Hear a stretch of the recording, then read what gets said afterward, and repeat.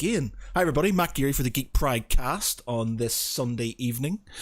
With me, I have Mark Canty, Peter Ray Allison. Good evening, everyone. And Jon Jo Cosgrove. Hello, everybody. Just a note, Mark. This is a podcast. Waving doesn't do anything. Yeah, I was trying to say hello and then realised that I was in the middle of eating a sweet and that wasn't going to make a good noise, so I just had to wave. Otherwise, it just would have been.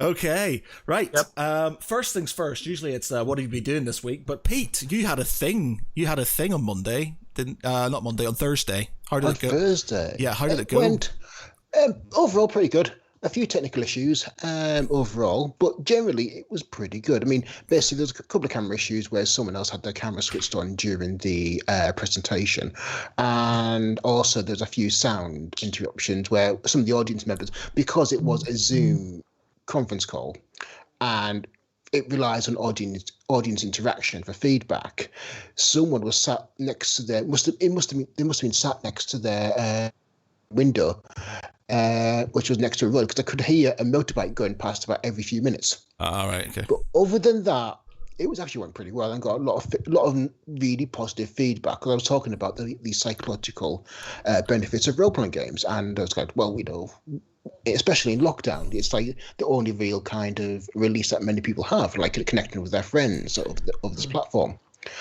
And I got a lot of feedback saying, that's really good. What do you recommend? What games do you recommend? And a few people said, you know what? I'm never, ever going to complain about my children gaming again. I said, yes, exactly. Gaming is good. It's great for people. It helps you. So, no, but overall, good. A lot of positive response in that. So, as far as I'm concerned, mission accomplished. Whose phone keeps on going off? Who's doing phone things at this moment in time? Who's vibrating? That might have been me saying podcasting at 9 o'clock. That is how professional I am. As a reminder, I do want the Exactly. podcast on time, Pete. Yeah. Exactly. So I'm professional. I have it scheduled, but no, sorry about that. Yep. So yeah, overall, I got a lot of feedback, and it was a great experience. And I got to speak to Wizards of the Coast. So yeah. Cool. I was talking to my brother today about our D&D game that we've got going on, and we were just saying, like, because we haven't played since the red box starter box used to get in the sort of in the 80s when we first played in the 80s and stuff, and we were sort of this seems to be a thing we talk about quite a lot, but we've got a campaign going. That's the reason we talk about this, is because we've currently got a weekly campaign going on Thursday nights, if you want to sort of you want to listen, or it's on YouTube for people who are listening at this moment in time. But yes, we were talking about it and how that, do you know there was Tom, who's Danny's fiance, and he was sort of kind of putting a lot of comments in the comment section when we were playing, and he's just suddenly, like, he's really got into this whole sort of thing. So he's like, he wants to play like an NPC at some point in time, so he's sending me all these things and stuff, and he was like getting really into it. Like, literally, he says, I was going to play Star Wars The Old Republic, but I'm not now. I'm just going to write bios for things. So he like sent me loads and loads of stuff, and my brother was saying it's just like he didn't expect it to sort of grip him as much as it did. It's like, and same with me actually, you don't realize that how, I don't know what it is, but it's like it does grip you, and it does get you sort of into that creative sort of mindset, because you can literally just let your mind and everything, you sort of, your nerdy side of you, just get away from you, and you can just go for it. And it says it's amazing. Like, my brother says he spends literally most of his days thinking about how his character's going to develop, what he's going to do next with it, all these different things he's going to do, writing stories about it, looking up different sort of builds and stuff. He's getting like super into it. That is absolutely unsurprising. I mean, I was speaking to Chloe Mashita of Adventures Wanted about this, and while she is not a psychologist, she does have a lot of experience with mental health, both, especially with her players. And she observed that, especially in lockdown, when we have very little control over what is going on around us, we're basically being told to stay inside, don't go and see any friends, don't go see your family, avoid contact. it's absolutely unsurprising that for a few hours a week, we would want to indulge in escapist fantasy where we have control over the world around us and give us some agency. So yeah, I am absolutely unsurprised where the creativity comes from, where we get to define what it is. It's absolutely make believe, Yeah. but it allows, like, in that kind of the shared imagination, to actually have some agency of the world around us. And let's not forget that the events that occur in a role-playing game, even though they are imaginative, still occupy the same space in our minds as those events that occur in real life. Yeah. Yeah. Very true. So again, it's kind of that kind of positive feedback loop get going. Oh, I had a great time, like 2-3 days ago when I did this, and yeah. So I'm absolutely unsurprised that people are really engaged with it. And let's not forget that virtual tabletop providers have seen their user base increase 15-fold. Wow. Since lockdown started. Jesus. Wow. And then on top of that, their usage has increased 5-fold, as in the number of games they've got going. So basically, assuming like there are 3 or 4 people per game. So yeah, so there's a lot of people just turning to gaming for the reason I've cited. We got Lucifer Samael's back on Twitch. Oh, it's that professional-looking guy and some others again. Which professional are we talking about? Is it me or is it? Yeah. No, it's Mark? Sean in the background over there. Yeah, it's Sean in the background. Yeah. And Tom on Facebook. Are you talking about me, boy? Yeah, I'm talking about you, Tom. Talking we about are. you, not to you. Yes, we are. Sonny Jim. Sonny Jim. Yeah. So yeah, we look forward to some interesting goings on in the campaign as Mr.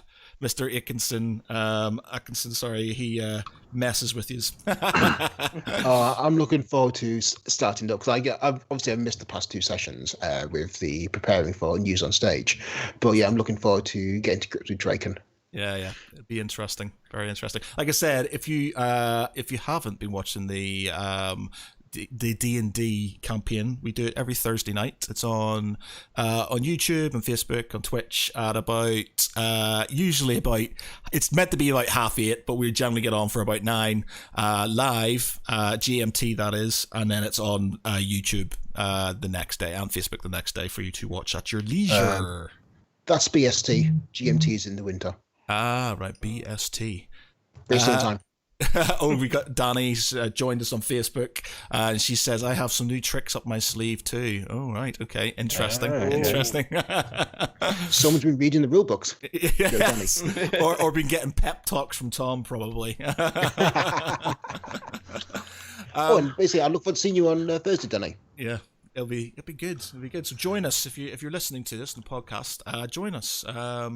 Our figures are going up quite considerably. This month we had a massive sort of spike in downloads, which was really good. So I was asking people to download them, but I'm pretty sure that massive spike wasn't just because of that. There was we've got some new, I think they call them destinations on Libsyn, but yeah, it's good to have lots of people downloading the podcast and the show that's going well. So yes, 100%. Keep on downloading this, people. Yes. Liking, sharing, and yeah, tell your friends. Sharing, and tell your friends. If you like us, tell your friends. If you don't tell anyone. Yes. To say, Lucifer says, professional looking guy got corrected by the unprofessional looking guys. This is getting interesting now. I'm not, I'm professional looking. I can't say I'm actually professional. Anyway, moving on. So, what have people been up to? What have we missed over the last week? Umbrella Academy season 2 has just started on Netflix, and I'm about 4 episodes in, and I've got to say, so far, it's a bloody good time. Do you know what? I haven't watched it, and I'm not 100% sure if it's sort of going to grip me or not. I felt the same when the first series came on to Netflix. I watched the trailers, and I wasn't won over by it, and I did actually try reading the graphic novel, and I didn't find it interesting. I really didn't. But my sister and a work colleague of mine watched it, pretty much binged it on its first weekend, and said, "Give it a go. It's worth a watch. It is good fun." And I've got to say, it is really fun. It does take itself seriously in certain places. There is some good representation in terms of like just things that shouldn't be pointed out so much, but like the LGBTQ community obviously gets a great representation throughout the series. Just the humor is sometimes quite edgy, sometimes a little bit rough, but it's not too mean, it's not too harsh. The special effects are fantastic. The acting, and in this show, there's a nice mix of actors because you've got some people who are quite well known. You've got Ellen Page, who obviously has been. Oh, God. Who was the guy? He's an Irish actor. Is he? What was it? He was in. Oh, Robert Sheehan. Yes, that's it. Yes. He plays a character called Klaus, who is basically a very flamboyant and very quirky character who can communicate with the dead, but he's also a drug addict and an alcohol abuser, and he basically drinks and takes into excess to suppress his powers. And obviously, when he becomes sober, his powers then manifest, and he basically communicates with his dead brother for the majority of the time, and they bicker and argue like any brothers do. But the thing is, compared to the comic, because I found the comic when I was reading it, and comics are supposed to be a bit over the top, but to me, it just didn't grip me. It looked like they were trying too hard to be very out there. The series kind of grounds it a little bit. It doesn't take itself so much over the top as what the comic did. But the main premise is that it's a group of kids that have been born all on the same day. So on one day, not just born on the same day, but actually conceived, literally conceived and born through about pregnancy 10 minutes. and born on the same day. It's such a strange concept, but literally 43 children are known to have been born on this day, and then there's this eccentric billionaire who basically goes to every one of these mothers and he goes that I want to have your child, I want to buy your child off you. And out of the 43 he goes to visit, he gets 7 of the children, and he basically gives them a ranking of who he believes is the most important to the least important, and he then trains them up to pretty much become superheroes. And then as time goes on, a couple of them go off and do their own thing.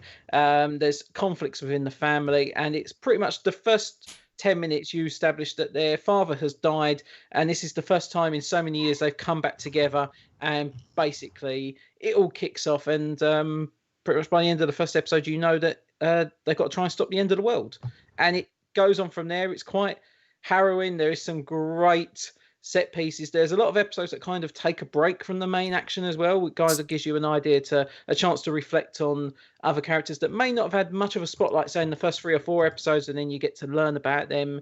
You kind of get to see them in a different light. And by the end of the first series, I was like, my God, I actually now just want to see season 2 right now. I want to watch it. Is Timothy Dalton in it? Is it? No, Timothy Dalton's not in this one. No. Well, who am I thinking of? You're thinking of Doom Patrol. He's in Doom Patrol. Yes, something. No, this is Confior. I can't pronounce his name properly for the life of me. But he is fantastic. He's quite minimal role in the first season because obviously he's dead. But he does have a lot of flashback scenes, and they do really give a lot of insight into who he is. But I can't recommend it enough. The comic I hated. I could not see myself reading it at all. But the TV show is just fantastic, and it's the soundtrack as well. This is the mix of music. They've got some great operatic pieces. There's some great pop tunes, a few rock tracks mixed in, and it's the last time I think there was a soundtrack that was this enjoyable was probably Guardians of the Galaxy. Okay, all right, I might give it a whirl then. One soundtrack I'm enjoying is Westworld's, because they've taken contemporary music like Metallica, and reworked it on Western instruments, cowboys. Yeah, you got Radiohead and stuff. Radiohead, but on frontier style instruments, and that is I was listening to it, and after a couple, 30 seconds, I'm thinking, hang on, that sounds familiar, and then you kind of find yourself thinking, I know this track, but not on this instruments. But that was just cracking. Where it does a lovely bit of a storytelling. That just reinforces the kind. Have you finished the first season yet, Pete?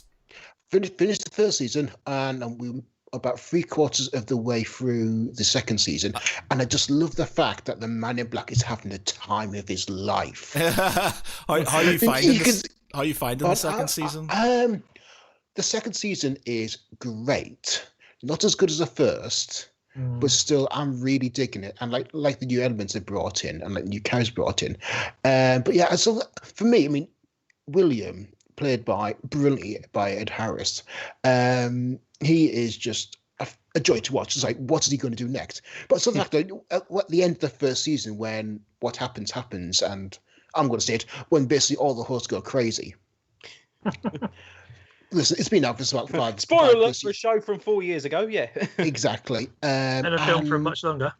Yeah. I remember having a massive sort of not a debate, but sort of like discussing with like Sean and some of the other GPers on the podcast about sentience in robots and what would how would it work, sort of how would they be human or wouldn't they be human and stuff, and this is like the going back down a massive rabbit hole. Well, they said a few times that the writers have been massively influenced by Blade Runner, and you can tell that are they human now? What is human? Do the humans want to be hosts? Do the hosts want to be human? And yeah, I mean, they don't give you answers, but they give you lots of questions. Yeah. And yeah, it just makes you think. I'm loving it. And like I say, I just love the end of that first season when Williams sees all the whole good, and he's just got this huge grin on his face, going, "Right, now I've got a challenge. I'm leveling up now." And he's just like, yeah. Did you grasp that it was time jumping then initially? Then no, I didn't. That caught me a bit as well.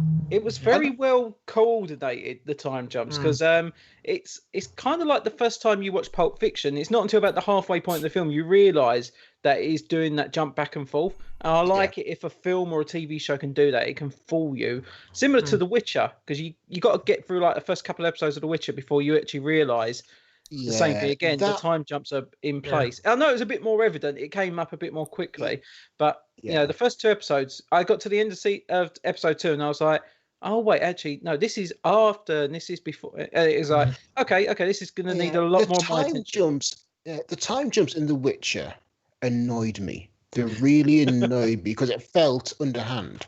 But those in Westworld felt acceptable, because I think they made a deliberate attempt to highlight the differences between the 2 different times. Like, for example, the company logos of Westworld and Delos were different. Yeah, which you wouldn't have noticed unless you were looking for it. Because exactly. But with The Witcher, it didn't feel as evident that there were these massive time jumps. So I found this a bit annoying. And actually, in the next season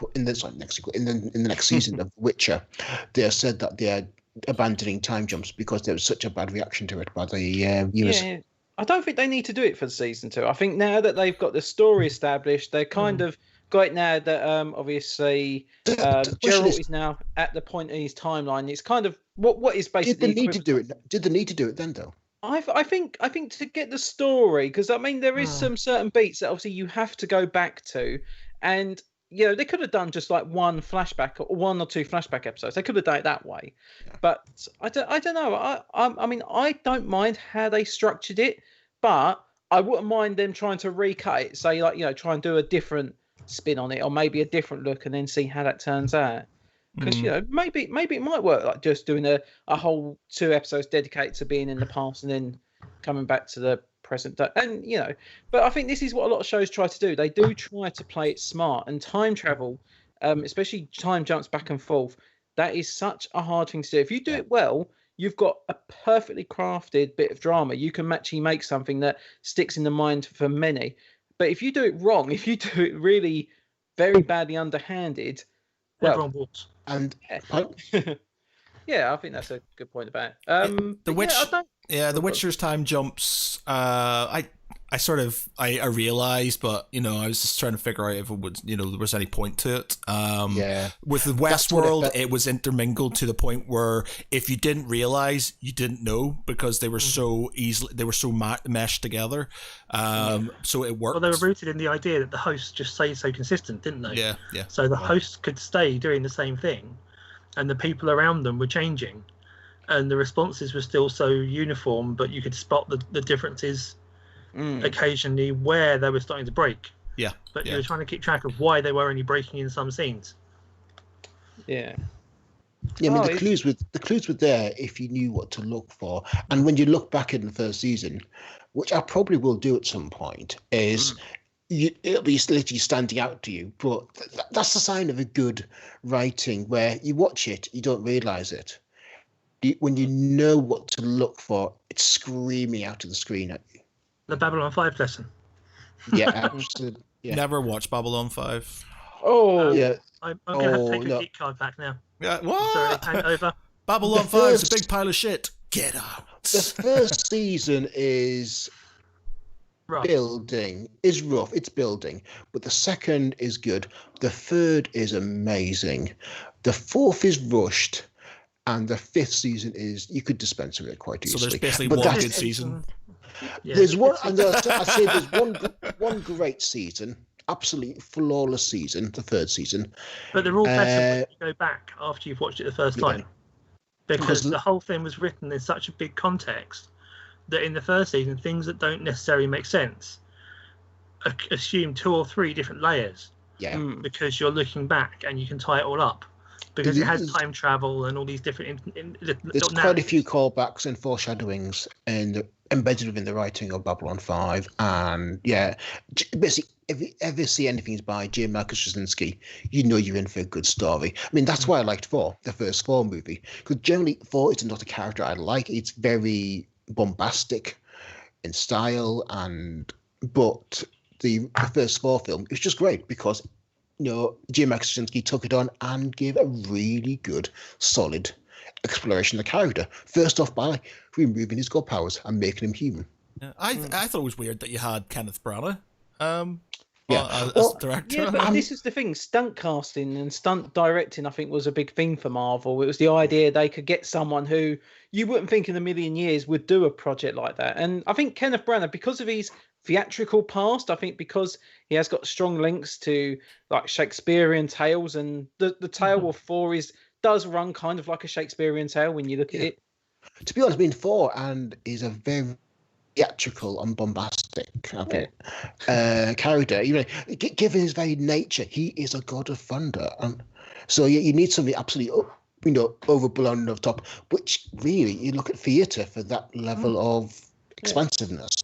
And come on, they even acknowledge it in Thor Ragnarok when they actually have a stage play. Actually, That's true. you know, actually, it- yeah. With the it's stunt like, cast. right for, you know, the supposed King Odin as he's watching the tale of For the Dark World, which that 3-minute bit was a hell of a lot better than the actual For the Dark World we got. Anyway, I stopped watching it halfway through. Sort of, it's kind of a segue. We're talking about sort of Kenneth Branagh, who played Henry V, and so I've been watching a load of documentaries on History nerd. on like literally there's a YouTube channel. There's a couple of YouTube channels which I've sort of just got into recently. One called History March, as an Marche. So March, obviously, friend, yeah, Marche. And one called Kings and Generals, and it's basically just like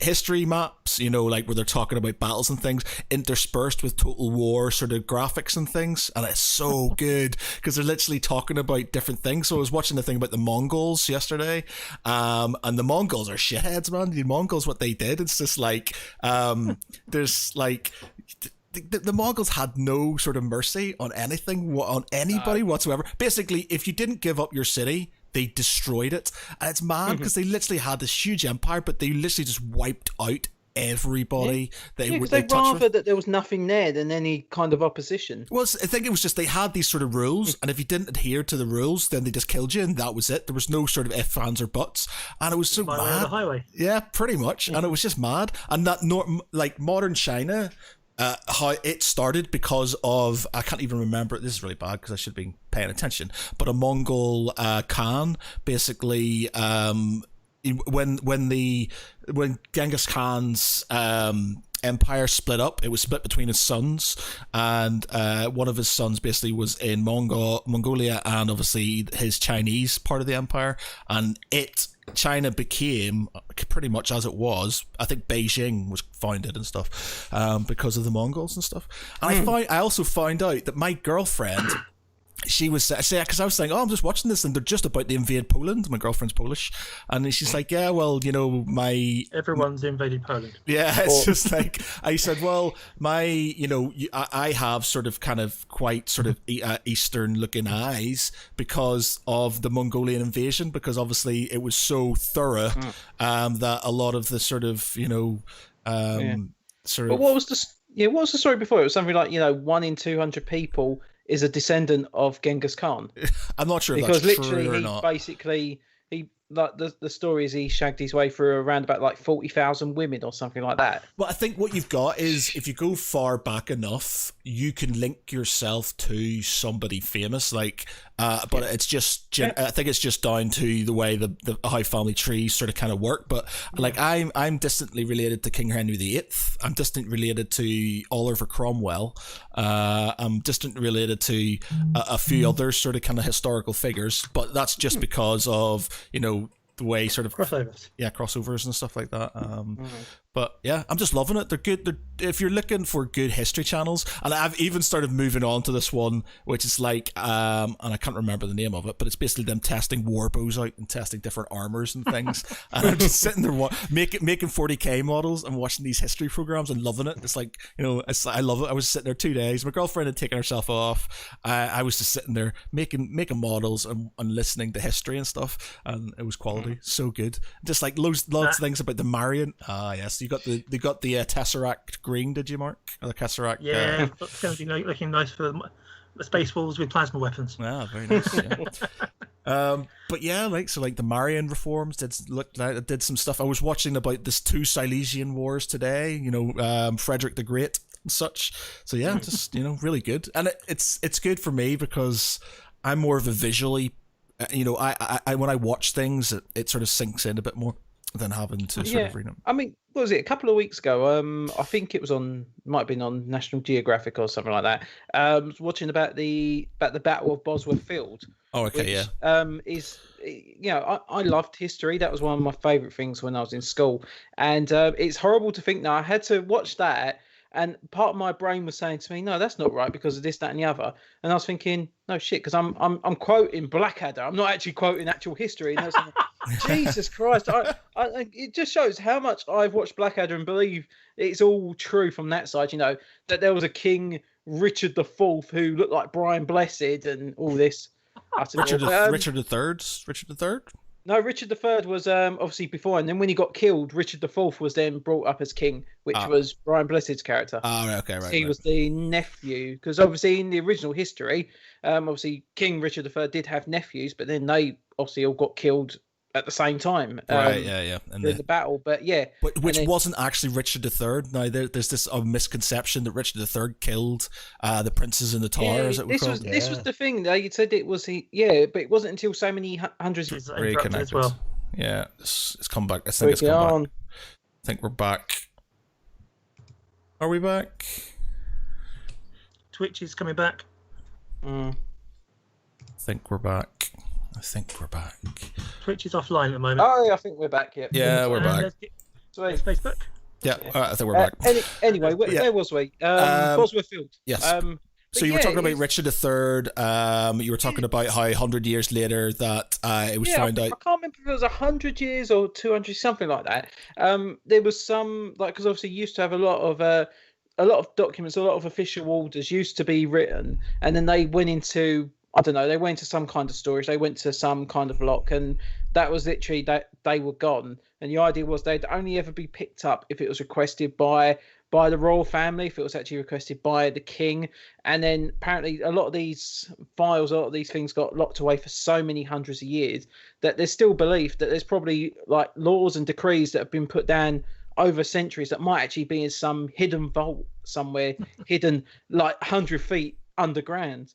And could you imagine, like, if we was to one day open up one of these files, and all of a sudden we find out, in the year 1300, apparently, alcohol was banned. It was never to again touch the shores of England or something like that. That's what way to get a revolution. Yeah. But then, like watching this stuff, I love my history. I really love finding out things like that again. And then I always find that, when I watch some TV shows now, I am getting attracted to more like the historical based shows. I am starting to take a liking for them again, just because part of it is obviously fictional. Some of it is obviously made up, but then you do get a lot of facts, a lot of real things. And it's sad as it is to say, even though a lot of it is bull, Blackadder is still one I do like to go back to, just because there is still a lot of history that does get displayed in that show. And it's good to see how much effort, how much detail was put into things like this, even though a lot of it is bollocks to a degree.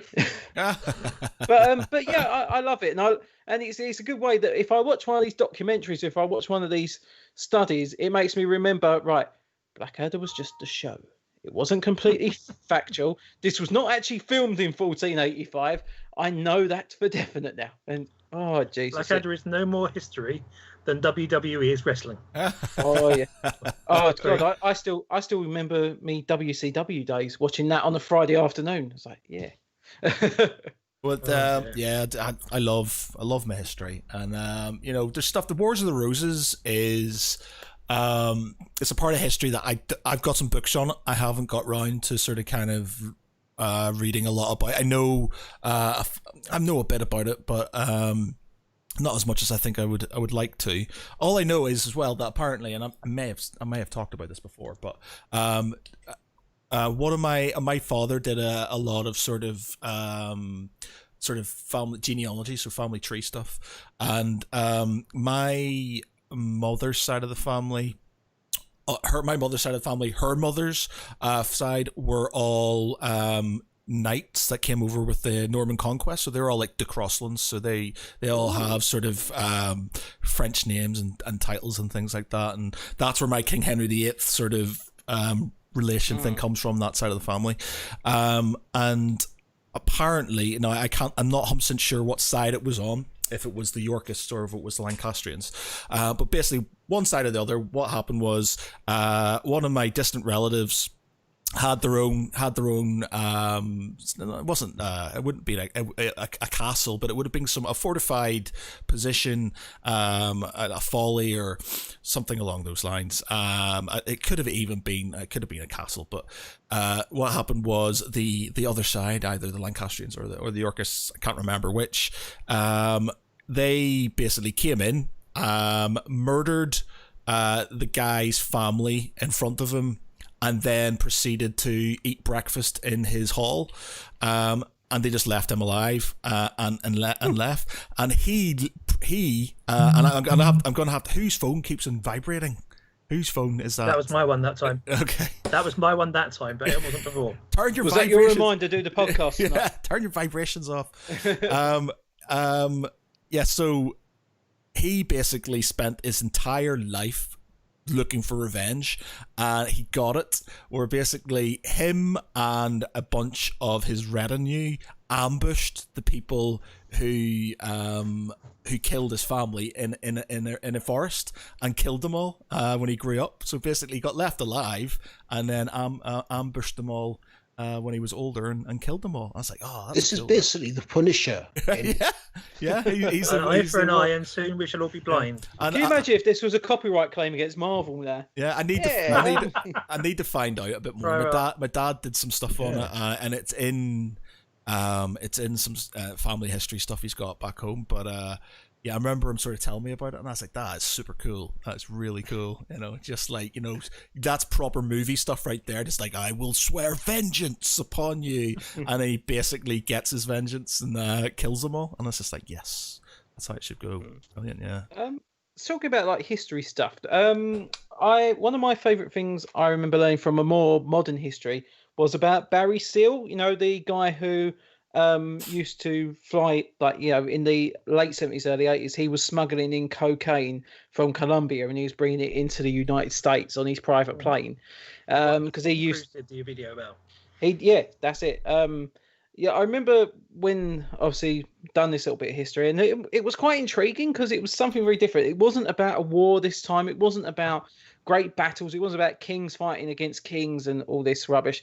It was something very different. And the idea that, we're talking about someone who kind of, he was seen as like this, almost like this like true American. He was this one guy who, you'd always think was the most reliable person. And then he was doing deals like with Escobar and all these other drug smugglers, and he was literally bringing in like hundreds of millions of dollars of all this stuff for so long. And then when he got caught, he was then having to work with with CIA, FBI to try and obviously put an end to it all. I mean, even like when you watch the film actually does have about, I think it's like 75% of it is still quite factual. There's I mean, there is one little bit when he's flying over, I can't remember what state he's on, but it's like suddenly the bottom of the plane drops, and then one of the packages of drugs falls out, and he's got to try and find. He's got to try and collect it all up.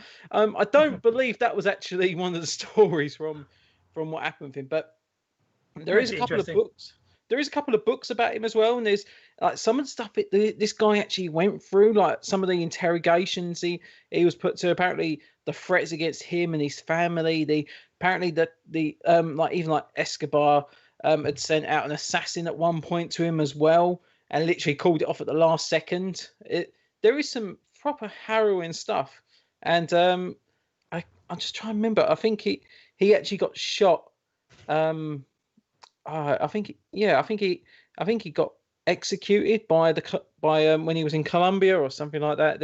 And it was literally the charges then went against Escobar and so many other men who somehow managed to avoid a lot of jail time, or they got paid out to get out of prison. And because they say, oh yeah, $10 million bail. Escobar was just like, that's pocket change. Yeah, gone. I'll go through. And it's amazing. Like, because like I said, a lot of history used to learn in school was all about war or all about monarchy. When you got to see something like this, when you actually got to see a different part of history, that hooked me. I thought that was very intriguing.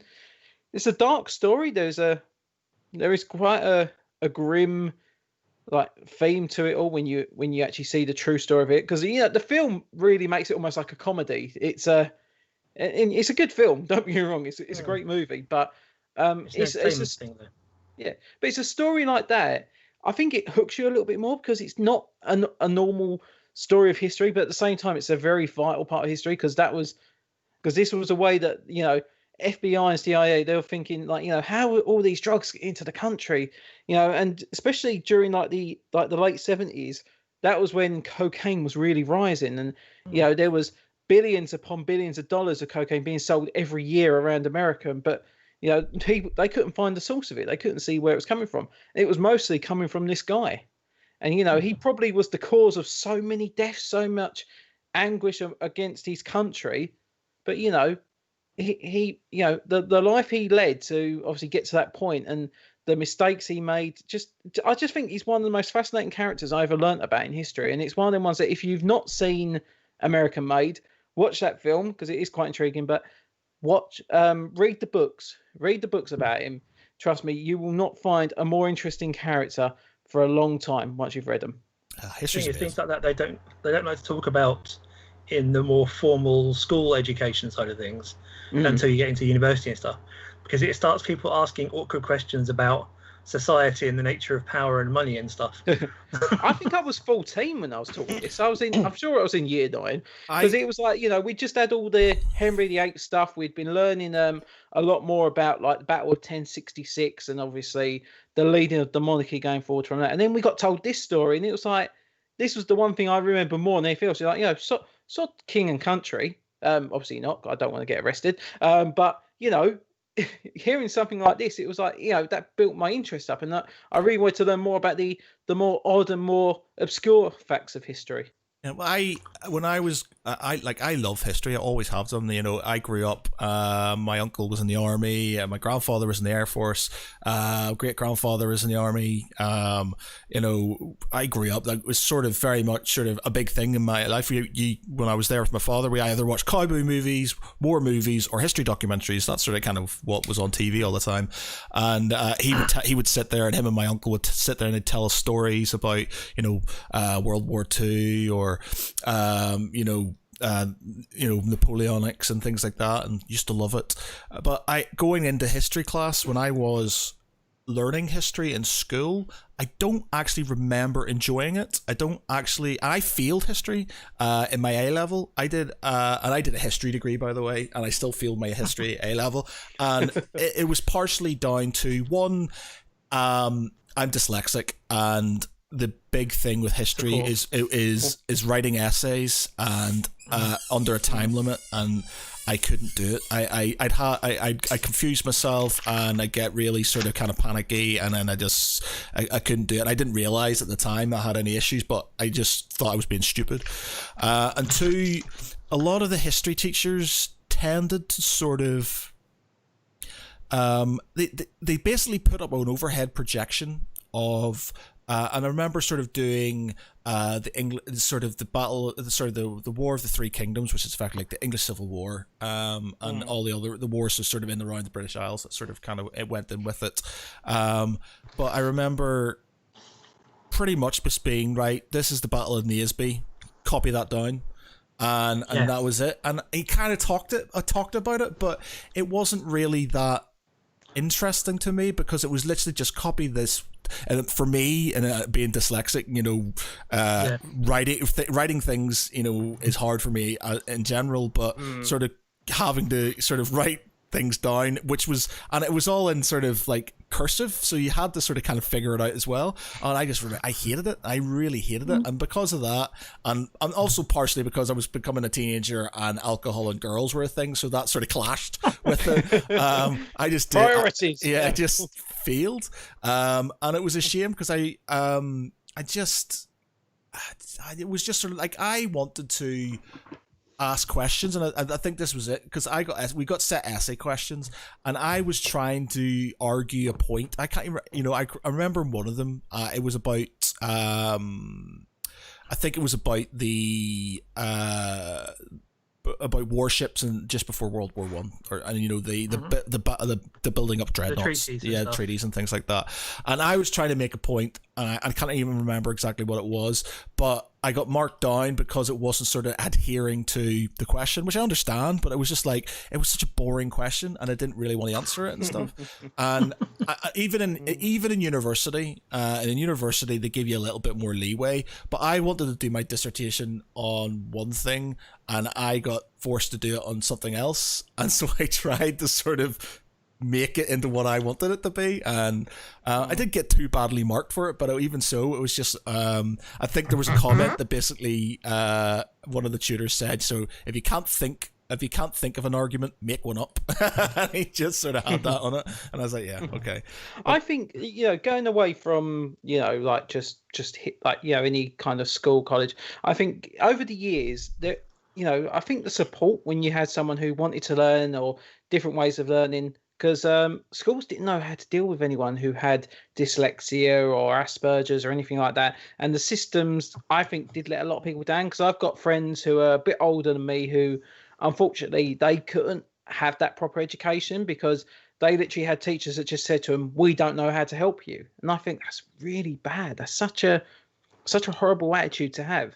And when I was leaving... when I was leaving school, leaving college, I think the support was starting to get there because I had a few friends, even someone I was close to at the time, she had dyslexia as well. And she, during college, she went into that after only getting one GCSE, and she felt really down about it because there was no support in school. Went into college and they couldn't help her any more. It was like as soon as she went into the maths class, straight away they went, right, okay, tell us what is making you feel uncomfortable about maths, and let's see how we can help you. And it's just something simple like that. Or when they said about like writing, they said, okay, right, what is it about writing you feel unsure about? What is it that's holding you back? Is it what you're actually writing? Is it the understanding of certain words? Is it the context of the topics you're being given? And over the years, I think even now, I think anyone who's got someone who's going into GCSEs now, I think now that their education system is so much more tailored to people who maybe don't have the same mental advantage or just have that same. Even sometimes it comes down to just personal feeling, because sometimes even anxiety has such a massive impact there. To be honest, the teaching you get in college is vastly different to that in schools. Oh yeah. I mean, for example, I left with 3 C's, 6 D's, and an E. With D in computer studies, and was told I would never ever have a degree. So I have a degree, or I would never have a career in computers. Yeah, and now cover cybersecurity for Computer Weekly. Now a year, but I went to college, sixth form college, to get better grades, and basically I went from a D in computer studies to an A. That's brilliant. In the space of 9 months. And it's just like, come on, let's. So literally, basically, in the end, the teacher's saying, "Listen, I can't teach you anything else, Pete. You take the class. If anyone's got any problems, see Pete. He can answer your questions." This is like the apprentice has become the master. I cannot teach you anymore. Take my sword. Go, young one. Pretty much. I mean, as he saw it, frankly, give me problems to answer. And that's what I wanted. And that's great stuff. Sorry, Pete, you carry on. Yep. And basically, I mean, and I'm now actually teaching my daughter because like homeschooling everything. And for example, like she's not had any ICT work, computer, in other words. And I said, okay, then fine. We're going to learn cybersecurity. And basically, I signed her up to the Open University's beginner course, and she's loving it because I'm challenging her. And you give them a challenge. Don't say this is what you must learn. Okay, learn this. See if you can do this. And almost like because they've had no citizenship lessons set. Frankly, it's some issues about anyway, because who defines what is a good citizen? What is a good citizen? But that's an entirely argument. We sat down and watched Sneakers, that classic. Hey, cool. Hacking. Because, I mean, that is a brilliant representation of hacking and computers, still relevant to this day. The interface has changed, but the actual fundamental principles behind it remain the same. And it raises valid questions about right to privacy, right to information. Hacking, who should have the powers of hacking? What could be done about it? How can it be misused? And you have to sit down and watch it together, and you went, okay, sorry, this is a very strange movie, Daddy, but I could see your brain kind of thinking over it. It's like, yeah, okay. So yeah, but I think that's quite amazing, because you think when education, for a lot of people, they just used to think it's just books and words. You literally got told something and you learn it from there. But to think you've just gone through some great ideas. Even talk about using a film to help further education, to expand the mind. And I think that is such a good idea, because it don't sound like it's education, but it is. But it's taking education in a different form. And education. I want Pete to be my teacher now. That's it. That's No, to be honest, I mean, for me, one of my greatest failures, I have a terrible memory. Education for a long time, especially for me, was you had to learn something by rote and recite it, which for me is useless. Because recite this for an exam for an hour. No chance. That's why I failed. When you get sent to college, where you have to not remember something but understand it and prove you understand it, fine. Give me the kind of continuous assessment and project work. I can do that. Give me an exam at the end of the year and recite everything. Yeah, Nope. I'm exactly the same. I hated exams when I did coursework, and I had time to sort of think. Now, don't get me wrong, I did essay, especially in university, and I'd leave it to the last moment, and I do it, and it was just more because I'm in university and I want to drink, and it's like, but generally exams and stuff, if I couldn't revise, I just couldn't get it to sort of sit in my head, and it was annoying because I knew the stuff. It's just that as soon as I was given a time limit to do things, I panicked. Did you have that thing? Did you have that thing that 10 minutes after you left the exam, all of a sudden you go, "Oh fuck, that's what I should have wrote." Yeah, and it used to really do you every time. And I hated exams, but when I went into college, I done BTEC National, and ditto. BTEC National in media, and I wanted to. I mean, I kind of had the interest in doing like radio production and things like that, and it was one of the tutors who had worked at the college before and then had gone to the secondary school. She said to me, "Look, I'm going to recommend you for this course. It's a higher level BTEC, so it's they say it was like 3 A-level equivalent. When this might be your interest, you like radio. There is it's 75% of it is audio based work. There is a lot of coursework. There's no exams in it. There is essays. There is certain things, but I think for you." And she said, but she said to me, "There's no test at the end of it. It's literally all about the work that you put into it throughout the 2 years. If you're willing to do that, you can take that." And that was one of the best things I did, because I wanted to originally do a few different things, but when that got given to me, I was like, right, I'm going to get into that. And do you know, that was probably the most fun 2 years I ever had. It was just so great, and it taught me a lot about how to use like Adobe programs. It taught me about video editing, all different audio work, how to separate and split audio. I've learned how to do like layering the tracks, learned how to split sounds between certain items, certain computers, do different outputs, and just even like every now and again something reminds me, and I just go, "Oh yeah, I know how to do that," and get back on it. It's like, yeah, and it's one of the things that I would not have learned if I was doing it from a book. I would not have. Yeah. I have a lot of love for BTECs. I mean, I studied BTEC engineering, and one thing I found during my first year at university studying engineering, pretty much everything in my first semester I already knew through my BTEC engineering qualification, and it's like, yeah, I know this. I know this. We did this last year. Thanks. Yeah, I know it. and that's great. One thing I will add though is that one thing I found in doing my exams was, give me a maths question or a problem, I will struggle. Give me something to prove, as in prove you understand this theory. Fine, I can write that. I can demonstrate understanding. Actually, have me do the equation straight on my head.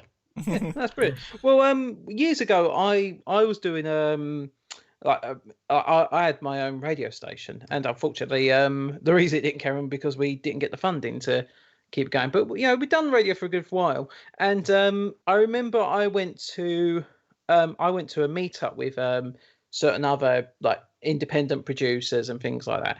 And it was one of the weirdest things that as I was walking around, someone came up to me and said, "Oh, you're right, mate. Nice to meet you." And I'm thinking like, should I know this person? I'm being told hello. I'm my hand's being shook. I'm being given this look as if like I'm going to be asked something very important, but I don't know who the hell you are. And like this guy just went, "Do you know, I've been following your work for a while." I was like, okay, maybe he doesn't know who I really am. Let's see how this goes on. And he was going, I heard that you obviously went from such and such station to your own one, and you've taken on this, and he was just asking stuff like, can I just ask what did you do to get set up, and what? And I was like, it was one of the weird things. It's like I never thought I'd be asked how to set up a station, because I thought I was like, yeah. I said, if you've got 5 minutes, and like this guy's going, well, I remember listening to you a few years ago when you were doing such and such radio.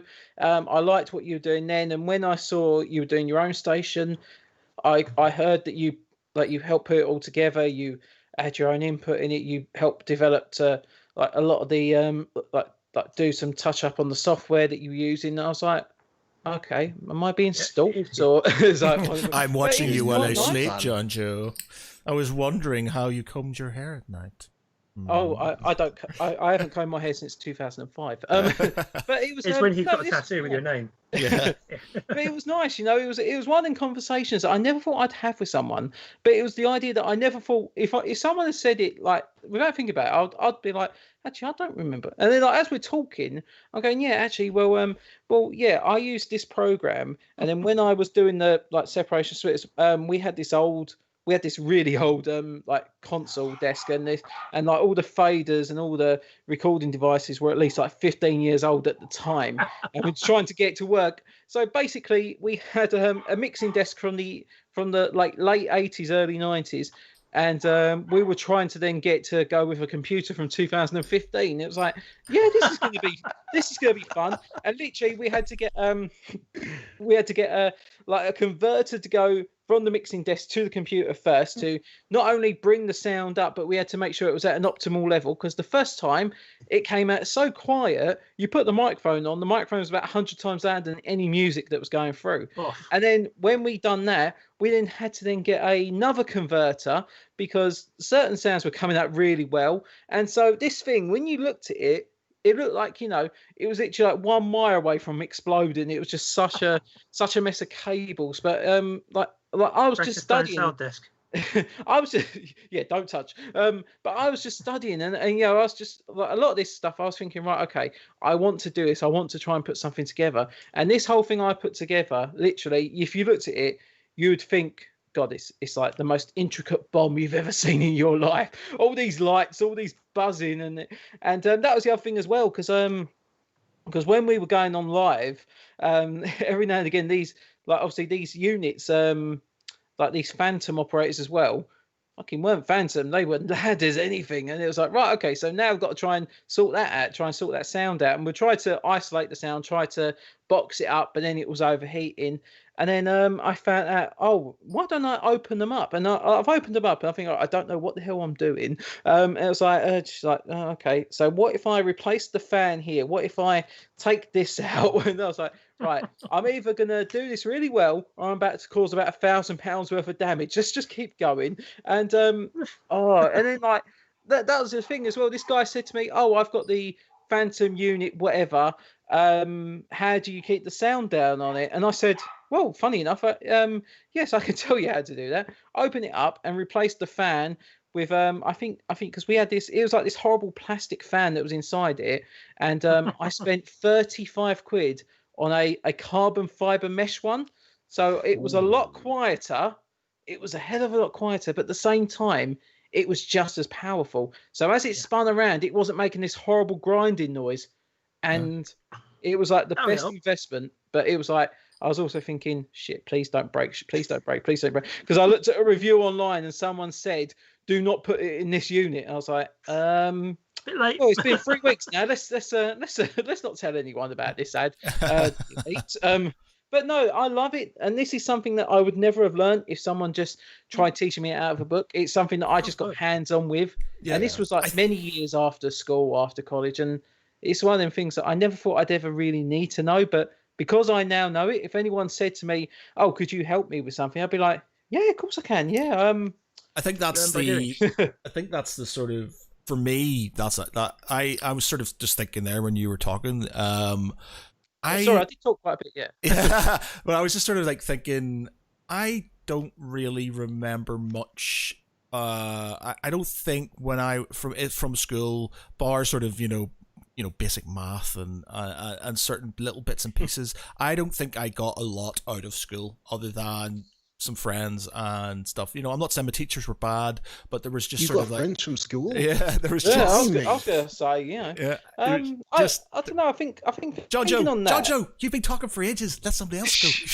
you should have let me on this podcast. Sorry, I'm talking. Jeez. Matt remote mutes John, then. I will mute you. So I don't sort of like the teacher. I'm not saying the teachers were bad, but it was just I don't think that the way teaching, maybe, I'm not sure if it's changed now. But it seemed to be more about copy this down. Read this book, and there was no sort of major engagement. Some of the teachers, they did sort of do a bit more. It was only when I got to university that it was more sort of tangible, more sort of like making you think about it, and they would sort of engage you a bit more. And actually thinking about it in school, I remember more about the classes where I was engaged than stuff where I was literally copy this out, write this down. There is a lot more emphasis on that now from talking to friends who are teachers. Yeah, Yeah, I think the that's realization. absolutely. yeah, 100%. Because they went through it themselves. Yeah, and it's just everything I can do now is stuff that I have taught myself. So this stuff for the website, OBS, sound stuff, video, photography, video editing, audio, everything that I can do, playing guitar, I taught myself. Everything I've done is because I've decided that I wanted to learn something. So, VBA coding or learning stuff in history and stuff, because I want to do it, and I've gone that, and because I was engaged, I've engaged myself. I was like, I'm interested in that.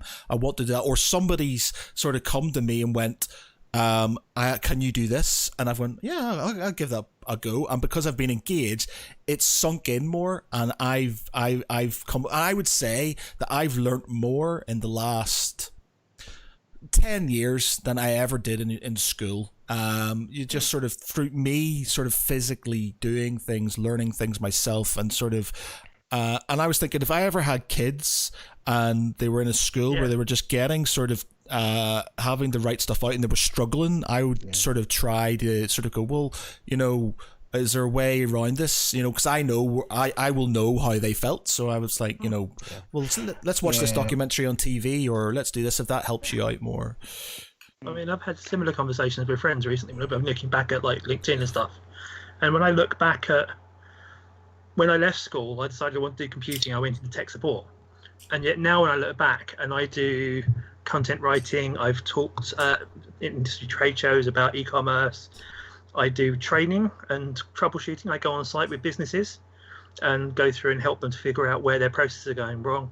I spec software for the teams I work with to write. I help with legal documents and contracts. Yeah. I've been the trustee person for information security at 2 different businesses now, and had to keep up on some of the stuff that I'm sure drives you nuts, Pete, from a professional level, trying to keep track of sort of personally identifiable information and all that side of things, and argue about how we should be protecting it when we write anonymizing data. And just looking back at it, and you're like, I didn't actually set out to do any of that. It got to the point where someone used to say, so what do you do for a job? I said, mostly I say yes. They said, what do you mean? I said, well, people come to me and says, I don't suppose you know how to. I say, yes. Yeah. Or at least I will do soon. That's how I'm in the position I am in my job, right? Because I started off my first career doing like claims handling for an insurance company, for Aviva. And then I got asked one day, you are good at arguing. Do you think you could do fraud? And I went, yes. And so I got into fraud, and then I went from being fraud handler to fraud manager, and I was in charge of fraud for many years. And then I went into sort of counter fraud, paralegal stuff, and then What's counter fraud? So just basically trying to find ways to sort of deal with fraud. Yeah. Right. Okay. And I then sort of got my new boss, and like my job now is very little to do with fraud, other than I create systems that sort of counter fraud. But I basically so occurring. Basically. Sorry, you just cut out there for Pete. What did you say? Sorry. So basically, try and stop fraud from occurring in the first place. Yeah. So fraud prevention. Prevention. And I got asked at an interview. My boss Damien, who's a massive nerd as well. He's one of the partners, but he's a massive nerd. But he was sitting there and he's like, he started sitting there and he had like a laptop, and the girl, it's my old boss Louise, was sitting there and she was kind of going, so all right, yeah, so you were fraud manager for Aviva, and I was like, yeah, so I saved millions of pounds and blah blah blah blah, like, blowing smoke up, just kind of how awesome am I? And he's just sitting there looking at it, he says, and he sort of looks at this and he says you can do spreadsheets, and he went, can you do this? And he sort of turned around. A thing, and it was basically one of his old minions had created a VBA app, and he said, "Can you do this?" And I went, and I sort of and he said, "Just a yes or no," and I went, "Yes," and then that sort of made me move on to something I knew very little about and had to do. So I basically had to teach myself how to VBA code, and that's what I did. And now because of that, I'm effectively in a development, in what's my job title? Casualty, Innovation and Development is what I do. So I'm all about sort of tech and stuff now, so I have nothing really to do about that. And so it's just because, like you said, I said yes, and I just went on, and it's moved me on to a completely different sort of thing. I had a friend like that. Well, I never 3 different jobs, all the same way. They said, "Can you do that?" And he said yes. Kept his fingers crossed under the desk and just went away and was just like panicked and started buying books because they offered him the job and he had like a month. Well, I wasn't going to be an honestly, idiot. I honestly thought I was going to have to learn C# and like Python and stuff like that. It was getting to the point where I was messaging my brother and I was like, "Oh shit, they're sort of like going really deep with this thing." And I said to my boss, I said, "Look, I don't know this code. I know basic VBA stuff, and I know sort of I could learn this, but it's not going to sort of be a quick." It's not going to be a quick fix because I will literally have to learn a new language, and it's going to take me a while. And he's like, "Well, it's probably for the best." And luckily, the new software we're using, he says, "Oh, you don't need C#. You just need SQL, a bit of SQL, and you're fine." And I was like, "Whoo, okay, all right, saved." But I guarantee you, at one point in time, somebody's gonna come along to me and go, "So, do you know C# or do you know Python?" And I'll be like, little bit, and then it'll just be another rabbit hole that I'll have to go down to sort of deal with and stuff. And my poor brother's going to get a message like, "So how do you do this?" And there he is. There's my brother now. He says, "Always thought you should have been a politician or a solicitor, getting paid lots of dollars to argue. At least put what was your family have been put through within the years to good use." I do. That's what my first boss said to me with the fraud. He says, "You're good at arguing, aren't you?" I was like, "Yes, I like to argue." Yes, and so that's a good thing. So with my history degree, and that's why I liked history, because you had to argue about one side or the other, and I would argue. History is not like right and wrong, white and black. It's shades of grey, and that is where the discussion and arguments come in. Yes, 100%. What we do at uni is very rarely what we end up doing. I've got a friend, my partner's best friend from school. Her husband did an astrophysics degree. Right. Wow. He's an astrophysicist. So he's got an astrophysics degree. He did all his everything else. He graduated and he got a job. Can I tell you where he got a job? EA. They hired him, and he's now team leader for materials on the Snowflake engine, or whatever they call it. Oh wow! So he's the one who makes sure that the FIFA players actually have realistic looking shirts and things like that. You say that though, but I've got one of my friends studied astrophysics at university, then went to study computer science. And basically, all he wanted to do was be a rocket engineer, and he basically, he got in. He got in with the ESA, European Space Agency, and the New Horizons spacecraft, satellite, was one of his. The spacecraft that did a flyby of Pluto. Wow. Okay. That was him. And basically, that's what he always wanted to do. He wanted to be a rocket engineer. So he basically went for university, got both degrees he wanted, worked at the Severn Trent Water for a few years because of his coding skills. And then when the position at the ESA came up, he was off.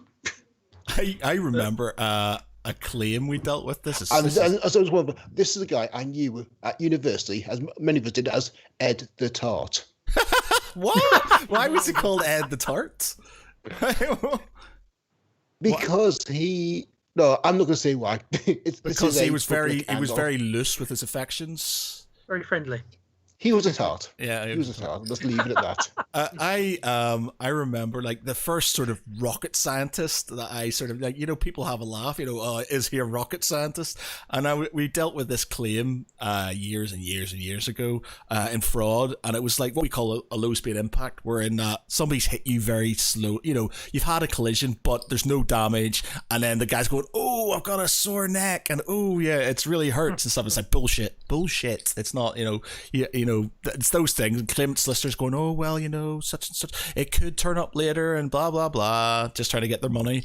And so we had this guy who was an actual rocket scientist. He worked for the European Space Agency or something, and he was basically saying that because of this minor accident, that he had whiplash and therefore couldn't get paid properly to do his job, and was claiming like thousands and thousands. I think he was claiming like £40,000 or something like that for this really small accident. And it got to the point where even his solicitors realized that he was talking bollocks and went and just basically went, right, okay, yeah. When a third party solicitor and some of them are really like, they will go to the bitter end when they drop you and go, yeah, nah, not happening. But the stupid idiot carried on his own. Oh my god! He went to court on his own.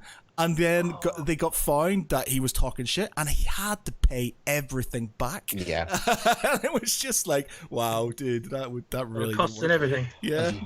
I just want to add, we're talking about rocket scientists. I was doing an article for the BBC about ring worlds and the technical feasibility. Short answer, not really. And basically, I thought, I'd find out who came up with them, and it was obviously Dyson Sphere that came up, that brought about the idea of ring worlds, and Professor Freeman Dyson. Exactly. Dyson clouds. What are ring worlds? What are ring worlds for? Ring worlds, like halos. Oh, okay, right. Yeah, I was just about to say Halo. Exactly, and in fact, we used in the BBC article, used like some images from Halo, right, probably credited across, and I thought, you know what, I'm just going to send a message to Professor Dyson and ask him to do an interview. I got an email back saying, yeah, just give me a call straight away. Now, I have the people use the word genius around me, nowhere near enough. But Professor Freeman Dyson is the real deal. Oh. This guy is the literal genius. Mm-hmm. And I was like, this is one of my heroes as well. This guy is like, he came with some groundbreaking theories. And he basically opened up with the interview going, well, that was a load of rubbish, isn't it? Okay. No, basically, as he admits it was like, it was a thought experiment. Yeah. And that he basically like, what if we could do this? He admits it's completely unfeasible. His initial idea was, instead of being a literal sphere that it's been portrayed in media, but it wasn't. Instead, it's actually a series of satellites. Yeah. A network of satellites rotating around the sun to collect energy. And he said, yeah, that's how it would, but an actual literal physical sphere that you could live on the inside, no. So you couldn't do a Halo ring thing? That would not, you're trying to tell me that Halo doesn't work? That would be too much what I'm saying is resources. several issues with a Halo ring. One is the stresses upon the actual ring for maintaining rotation would be such, it would, and also not just maintaining rotation, but also maintaining the actual alignment and positioning would be phenomenal. And you'd actually need some incredible bit of actual strengthening just to maintain material cohesion. On top of that, you've also got to look into the fact, imagine how much material you would need to create that ring. Approximately one astronomical unit away. Now, there's enough material in the Oort cloud, the belt of debris asteroids. Thank you very much, debris. We could do it, but in order to do that, you need such a massive piece of level 2 civilization. It'd be but when you're reaching that level of technology required, it'd be just as easy just to actually terraform a planet. Or even more fun was when you had the people that were trying to actually make a Death Star happen. that would be fun. And I think someone that actually tried taking it to the White House to put it through, and they're like, we haven't got 1.8. What was it? It was like no, it was like 1,000. I read trillion or something it was like just that. It was just after the 2008 crash. That was it. Yeah. I was like, okay, we need a way to kind of bust. Let's do a big public engineering project and build a Death Star. Okay. And basically, the White House literally had to debate it and go, no, we do not have the technology to build a Death Star laser. Thank you. Good idea, though. Could you imagine that? And then Trump comes jobs would have been created on that, I hear our new Lord is quite a nice guy, and he's actually opened up a new canteen for us to work on. It's good. Yeah, imagine that, a living mechanical planet, effectively. What I'd love to see is how would that then be sent into space? That would be somebody was talking about the physics in the Death Star and how it what was it? There's something they're talking about the physics in the Death Star and how there couldn't be the gravity and things. Well, because the gravity would be pulling laterally would be pulling perpendicularly to the center, but all the decks go across laterally. So you'd have tidal forces pulling people across desks. Yeah. And on top of that, also like rotation, like obviously planets rotate. Yeah. So basically, the Death Star laser would be constantly going round and round. So trying to, we've got 5 seconds time, we'll be able to fire. When target. Everyone's upside down in the Death Star. It doesn't have to rotate. Depending how it's built, it wouldn't necessarily have to rotate, but it's what everything else rotating underneath it. And its inertia and keeping it straight without the whole thing like twisting and falling apart. Exactly. Yeah, they've got massive issues with it. So yeah, it's. I mean, also when you go down decks, obviously gravity will change. Like you got a couple of hundred decks. The interaction of everything would be horrendous. That was another thing. That the closer to the core you got, the worse. Yeah. It was just sort because you have tidal effects on the outside because of any movement you do. Yeah. You'd have perpendicular gravity from the mass of it, and any sort of gravity plating putting down. You'd have this whole thing. People walking down corridors and like walking into walls, even though they thought they were walking straight. Or desks would like slide across and pin you to the wall because someone pushed the wrong switch. Imagine when you got past the center and suddenly you're going upside down as you're trying, like, what the hell's happening here? Right, my brother. My brother says. My brother says on Facebook, surely they can build something a bit smaller first, like the ion cannon satellite from Command and Conquer. That seems doable. We are already building lasers.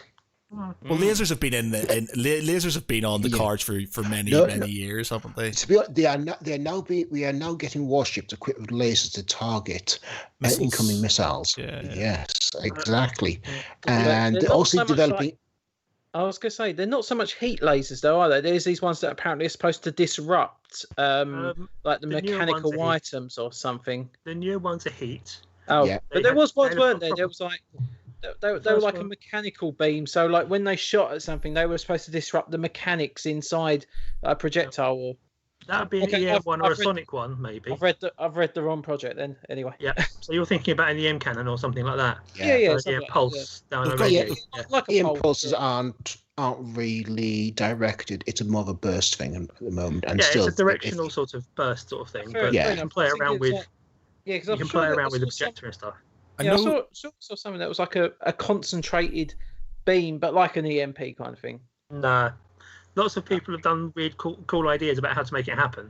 The problem being that it's really hard because of the wavelength to keep it focused. Fair enough. Okay. Well, you never know. We got basically the Hadron Collider. Apparently, I saw a thing in the news that they've got some new experiment going on, which could bring about new physics. They're talking about new physics and how what this new thing could bring about. Sort of. Whatever new physics is, so it could change the rules, and that could mean a lot of things changing. That could be the next big leap in human evolution. I think the next big thing is going to be fusion. They're doing fusion that power. at the minute, aren't they? They've built something in France. NITA, the building. They've just basically finished. They've literally built the main plant for it, and now they're actually building the fusion reactor, as I understand. I will need to check this information, but yes, they are literally got the 5-year project underway of actually building a experimental fusion reactor. Now, on top of that, isn't it? Exactly, ITER. The Taurus. That's using the Taurus design. Yeah, the UK is building using the tokamak design at Culham with the mast and the name has completely escapes me. But yeah, it's the UK tokamak design is much smaller and compact, therefore it cuts down on material cost and building design. But essentially, the UK government are saying they want a working fusion power plant by 2040. If you get fusion, that's a game changer, man. Because that is literally like free energy. That's free energy for everybody, pretty much, isn't it? Pretty much. It's more about super cheap. It reduces your reliance on dangerous materials. Yeah, the because output is not as bad, waste, basically. Yeah. Well, there is waste. There's not the same density and volume. Exactly. The difference is much greater. Yeah. Now, speaking to the Atomic Energy Authority, they said, they admitted that having a working fusion reactor by 2040 is a challenge. However, one thing they are looking at is actually using an existing power plant and instead just remove the existing. Pardon? To bootstrap a lot of the stuff around it. Take all the existing, turbines and everything else, and just basically put a fusion reactor in where the existing reactor is, and just. But unfortunately, the other issue with that is, do power plants have essentially a USB port?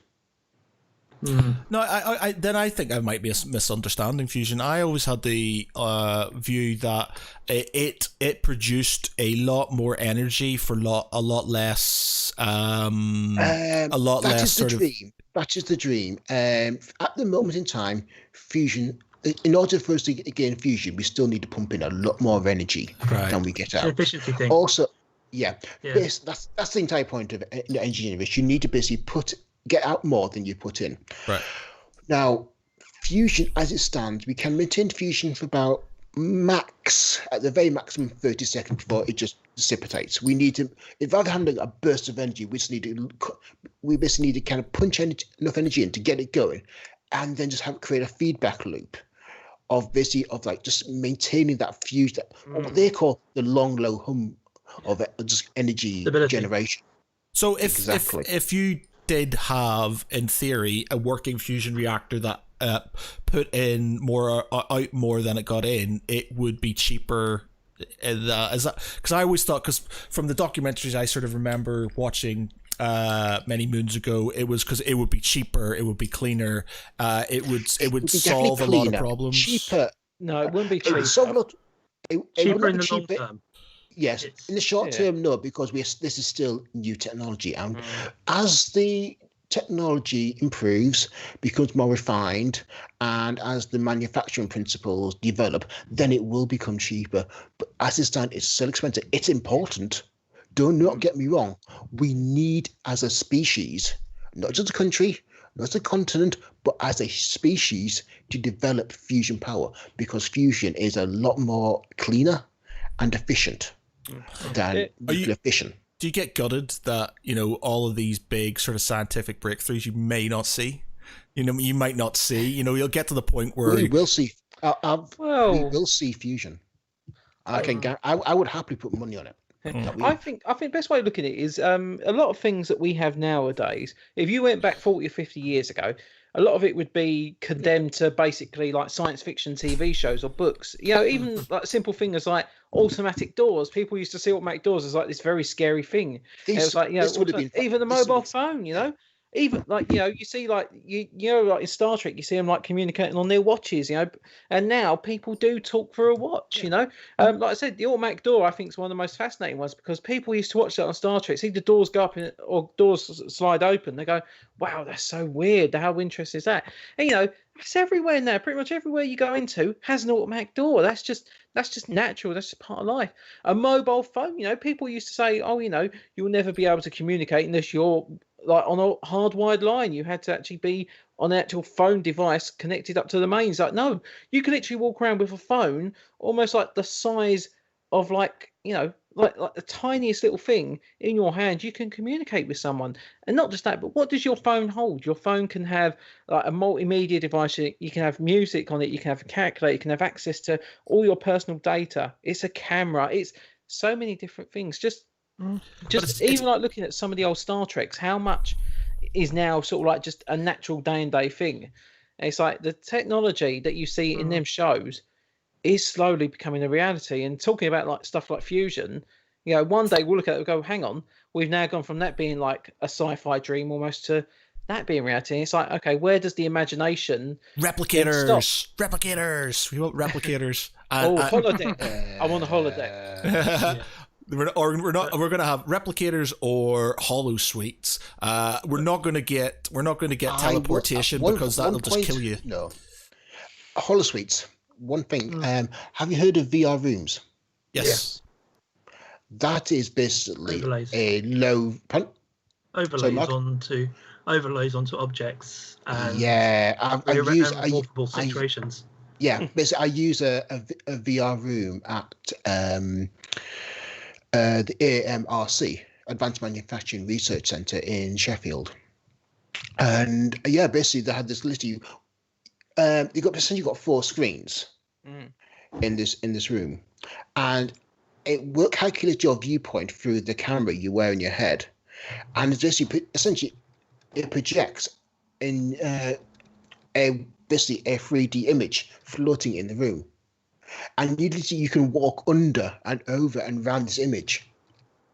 But it's basically, it works on your perspective of where you are in that room, where you're looking, and then creates the images on the 4 walls. I think there's been a few similar things. Microsoft did a table based on that, didn't they? Where it had adjustable elements that would move. I think what we're going to see in the future as well is instead of having virtual reality, I think we're going to see augmented reality instead, which is what the Microsoft table is essentially is. Because the holodeck really requires either matter replication or advanced force fields, neither of which we've got coming in the near future. It's also making something that's not real as well. Like even like going back to Red Dwarf is a good example. Hard light hologram. Something that isn't actually real, but it's generated from something that's not real. Do you think we'll ever get some sort of energy fields, force field type thing? I'd love to. Do you think it's possible? I think we would. Do you think? I think we would, but I don't think it'll be perfected. I think we go back to the energy consumption, energy requirements, and think from an energy consumption level, it would require massive amounts, and the result would be inefficient. It's the best way to put it. And I think instead we go for more the expanse route of having a shit ton of armor. Yeah. I think if you're looking for a really good view of tech and society in the future, look at the Expanse, because that has pretty much nailed it. I think there's a bunch of stuff that we would dream about that, as you said, with the energy debt and the efficiency side of things, we are way away from being, because it comes back to what I was saying earlier on. We're a Kardashev level like 0.1 society until we're approaching Kardashev level 1, where you can realistically use the entire energy output of a planetary system. We ain't going to be on a scale of being able to play around with stuff on there realistically. It always comes back to energy generation and energy requirements, and that's one of the big things at the moment is literally building better batteries, because we're developing more and more functionality and more power requirements in our phones, and our actual battery storage systems are being left behind. So that's one of the things we're seeing is like massive developments in the battery generation storage systems in order to keep up with the requirements. My brother says on Facebook, is there a current competition running for building a version of the Star Trek Medi scanners? DARPA have got a couple of competitions going on around Yeah. advanced medical devices. I think it's. I think some of the media, the non-specialist media, have pushed it around that way. But what they're looking for is for advanced technology in a portable form to improve what sort of corpsmen and army medics can do in the field, without having to try and stuff someone into the back of a helicopter when people are shooting at you with big guns. And do you know what? That's why super glue was invented. Super glue was invented for medical reasons, which I never realized. But Vietnam War, super glue. Well, that's why it's so much better sticking your fingers together than actually sticking miniatures together. Yeah, that's true. It's true. But it's like technology, man. Technology's mad, and it's just like, if you think about it, and how quickly we have sort of advanced in the last 50 years. If you think sort of the last 50 years, what there was and what we have now, 50 years ago, we didn't have people on the moon. We didn't have satellites. I think the Sputnik was probably just about getting launched. You didn't have very much. You didn't have, like, TVs were really rudimentary. You didn't have cell phones. You didn't have all kinds of crazy stuff. And then you look now, within the span of 50 years, you've got so many advancements. And you think about it, you look at pretty much from... here's an example in history which I always find quite amusing. From the invention of the gun, basically a gunpowder weapon, to the invention of the bayonet. There's like, it's hundreds of years, and then it took another 100 years for them to decide to put the bayonet underneath the gun and not in the gun, in the front of the gun. Yeah, because it used to be it used to be, well, I'm not shooting anymore, therefore I'll stick this bayonet. Got time to reload. Yeah, so I'll stick it in the barrel, and then somebody kind of went, yes, but what happens if we put it under the barrel, and then you can shoot and you can defend yourself? And it's just like, that took like another 100 years for that bit of it. Basically, the reason for that is communications. Yeah. As a society, as our communication systems have built, we've learned to collaborate with each other so much faster, so much quicker. And when we can exchange ideas and spark ideas off each other, that is what sparks development. And that's what starts everything. It is an idea, because you can't develop anything without having your initial idea. Everything we've ever had has all come from someone's thought, and if you work on it, you develop it. And it has been shown that almost anything can be done, anything can be made possible. Okay, maybe there might be certain corners that might have to be cut, things might have to be changed, maybe from an original plan, an original prototype. But who would have said, like 100 years ago, we had communication devices that literally fit in your pocket? Who would have said that we could have had like something like you could communicate to someone halfway around the world, you could talk to them, even see them face to face through a screen. Even like 20 years ago, that would have been seen as madness. Well, a prime example that come to mind there is the Edison quote that I always like, which is, "I have not failed. I have merely found thousands of ways that do not work, and I can work on the other ones instead." There's also something you're talking about, how the speed of how everything works. Have you ever seen, there's a Tumblr thing that goes around in some of the sci-fi groups, I think I shared it in Geek Pride once, about humans in Star Trek. Right. Where they're saying that there's this idea that humans in Star Trek are like Doc Brown. There's this whole thing where the Klingons go to the Vulcans and say, "We don't understand. You're really advanced. You're really logical. Why do you let the humans do so much?" They're like, "It's because they're insane. They're functionally insane." He said, "We just stand back and watch." The other week, they asked us for two walk cores, and we thought they wanted one as a spare for experiment. No, they slammed them together. Because the idea was to see if they could turn the sun inside out. And instead, it put them into a mirror universe. So they started a fight with the mirror universe versions themselves. They stole two of their walk cores, slammed them together to get back into our universe. Then they did the experiment, and it worked. And we have like 15,000 different papers in about 300 journals, all waiting to be written up because of that. And the Klingons just go, "Can we join your federation, please?" It's even like in Doctor Who. In Doctor Who, in one episode, they actually do show that, like, the end of the end of the universe, the last few remnants of existence, and who's there? It's humans. All the billions upon billions of alien races and all these other entities that are around. Who is it that survives? It's the human race. It's because they adapt, they learn from what they've seen, they've learned from what they failed on, and they spread out and they mingle, they do whatever they have to do to survive. And in the end, it is the humans that are still there.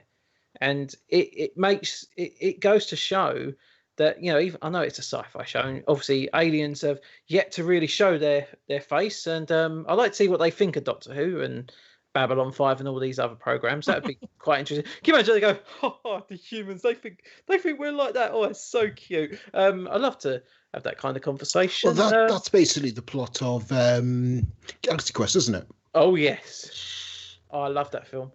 Give them toys and see what goes wrong next.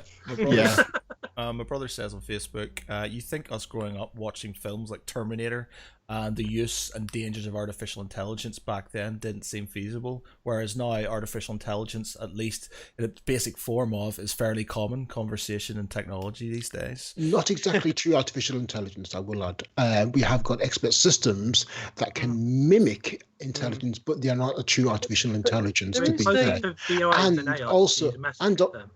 And also there is, a lot of discussion about the ethics behind AI. So I think, and people do cite as Terminator as being a key point of not literally of killer robots coming back from the future, but literally just should we do this? What are the implications? Is it ethical for us to create, essentially a slave intelligence? Well, that's the thing is, and you've got sort of there's a game we play called Stellaris, and you can build sort of artificial intelligence, and then they become slaves, and then the slaves revolt, and it's just and I think we discussed this in a podcast. I think it's called Westworld actually, where we talk about the ethics behind enslaving an artificial intelligence, and then when does it become a legitimate sort of when does it become a legitimate citizen effectively, when should you give it its rights and things. And it's you see all these videos, and I feel guilty when you see them, but you see all these videos of the guys who are creating these new walking robots, and they're hitting them with hockey sticks, and they're pushing them over and stuff, and they're getting back up, and that's just shit, imagine, man. All their memories are going to come back to haunt us. It's actually what's going to happen is some robot's going to watch that shit. He's going to learn, and he's going to watch this, and he's going to see humans knocking over robots with hockey sticks and stuff, and he's going to go, "That's it, motherfuckers, you're going down." But just very quickly, have you guys? Intelligences. Say it again. I was just going to say, have you guys ever heard of the robot Sophia?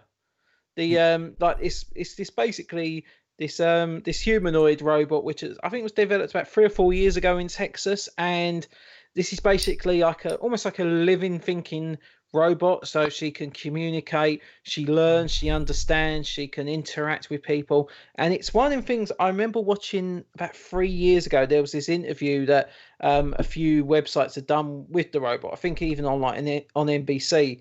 And it's just so eerie because, they're having a full-blown conversation with her. She's communicating, she's learning, she's taking in things that people are saying. She's acknowledging someone's stance or, how they're looking at them or their posture and making note of it. And it's quite eerie if you do get a chance to watch it. It's so strange. Machine learning. Yeah, essentially machine learning of learning. That's tied to a big old computer at the back. Yeah. It's just Deep Blue, but bigger. Yeah, well, it's those things. It's technically we are computers in a way. We learn data, we figure things out and stuff. I think this. It depends on your sort of your view on consciousness and stuff like that, and what is consciousness and things like that. And obviously, you would argue that robots don't have consciousness. They don't think. They are basically just programmed to do X, Y, and Z. But it's down to. Is this going back to your altered carbon conversation? Well, again, we've had this conversation before and stuff, but it's just we did a much longer podcast for that, with an awful lot more time for researching ahead of time. I will add one thing about the developments, though. Going back to something a bit more topical, is that virus development used to take years and years of research and study. We are looking at getting a vaccine for COVID-19 by Christmas. That is less than a year. I guarantee you people won't take it because they'll think it's some big government conspiracy to give their kids. And to be fair, one caveat to that is, once we've got the vaccine developed, how do you do the mass production sufficient without compromising the overproduction of the existing vaccines that we do require. How do you do it as a mass development, but not water down the actual content that's been made into the antidote? It's a hard question, but then it's like, but then a lot of people have told me, if they can make a cure for COVID in 9 months, how comes we haven't got cures for like the common cold, or how comes we ain't got a straightforward cure for the cold? The cold is not a diseases? virus. Yeah. Well, no, but you know what I mean, like for anything, and the flu is multiple thousands of versions of the flu, and they or even like HIV, There are people who are immune to it, and they're trying to get sort of like there was somebody recently who he basically had AIDS, and he came out, and his whatever his body did got rid of it, and they've basically they've got him and gone, right, we need to take samples from you because basically they want to mimic his immune system's response to the HIV virus, and that is how you do it. That is how you do it. And actually, one thing I'll add, that is something that William Gibson actually foretold in his Bridge trilogy. Mm-hmm. A character had, not character even, just this person in the first Bridge trilogy, Virtual Light, apparently contracted HIV, found it to be immune to it, and then basically scientists extracted his immune system response, and they replicated it. Yeah. And so and literally now we find that is literally the case.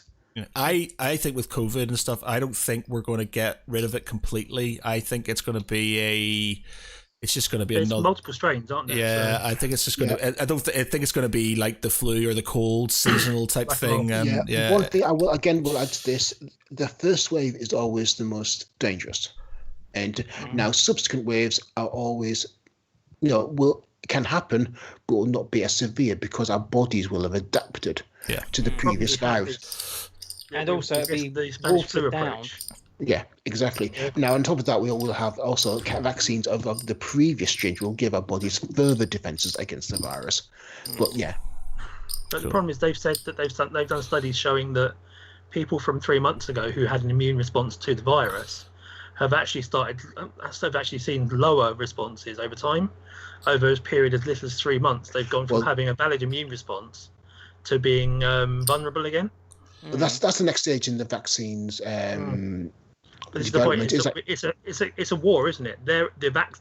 We're evolving a vaccine as a defense, but we keep forgetting that the number of people that are infected by the virus causing mutation means that it's also massively parallel computing, a way to get past our efforts to beat it. Yeah. And also that's why IBM offering the Watson supercomputer to any company developing a vaccine. Listen, say, you want processing power? We've got the world's greatest supercomputer, free to use. Yeah. There's an awful lot of companies I've heard of, even down to Novatech down the road from me, that have been offering free access to their parallel test systems and stuff, and their stream compute instances and all this sort of thing, just because you just have to throw time at it. And whereas before we had to do that by people, now people can set it up and just throw computers at it. Yeah. And very, very loosely linking on that, we spoke about it before, a lot of TV shows and films obviously getting delayed because of COVID and all these things like that. And there's so many showrunners are talking about how they're going to look to incorporate, obviously, real world events, especially COVID, into future series, into future shows. And I think one of the most interesting ones was for season 2 of Picard. They said they're going make reference of coronavirus, and I kind of thought, well, if there was one show you think they don't really need to use it in, it would be that. But then even one of my favourite shows, Brooklyn Nine-Nine, that they threw out apparently a load of scripts for 2 reasons. One, obviously, because of COVID, and second one, because of the Black Lives Matter movement. Yes, that's right.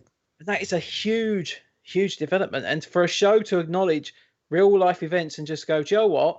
Our show is not necessarily set in the exact same world as what we live in, but we're going to make a point. We're actually going to do something. We're actually going to, show support. We're going to make a stand, and we're actually going to do something that maybe many other shows won't. And I think this is going to have, like I said, with this virus and obviously everything else that's gone on in the last 4 months, we're going to see a massive impact and a very different output when it comes to our entertainment going forward.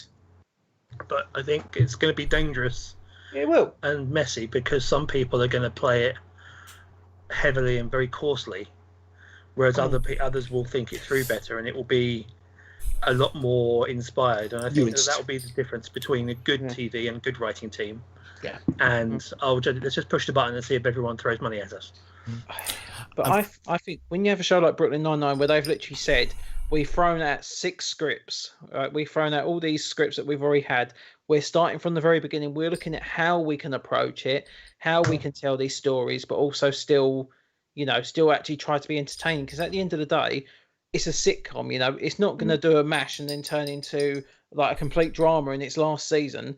It's got to keep the comedy going, but at the same time, it can acknowledge real life events. It can acknowledge real things that people have suffered, and it's not been afraid to do it before. And it's one of those shows I believe can do it, but at the same time, it will still keep its audience. Yeah, cool. Okay, that's quite an interesting, interesting and diverse conversation we've had today.